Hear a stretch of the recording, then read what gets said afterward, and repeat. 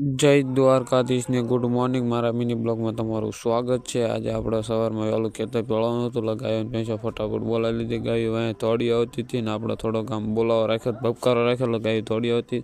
પછી આપણે વાટે ગાયો ને ભેંસો બધાને એકણ આકલી હતી, કારણ કે આપણી ભેંસો અહીંયા રહી ગઈ હતી એટલે કડક ગાયો ભેંસો અકલાણી હતી।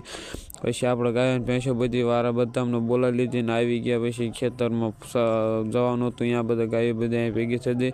આવીને આપણે ખેતરમાં કપાવાળા ખેતરમાં મૂકી દીધા। અહીં કારણ આપણું ખેતર હતું નહીં, હેજપરવાળા બીજા પાડોશી ગામનું ખેતર હતું।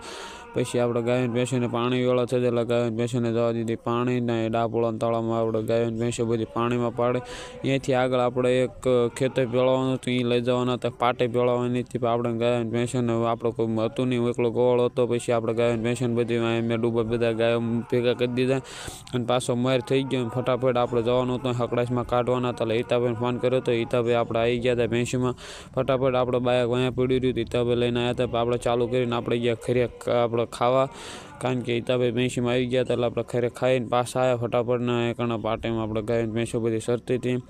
પછી હિતાભાઈ એમની ભેંસોને નોખી પાડીને વાડી બાજુ બીજા રસ્તા લઈ ગયા ને આપણે જવાનું હતું એટલે ઘરે, એટલે આપણે અહીં કડક રોકાઈ ગયા। આપણે ઓરું હતું, એમને થોડું આગું હતું। પછી આપણે આવી ગયા આપણા ગામના વાળા પાણી પાણી પાઈ જય દ્વારકાધીશ।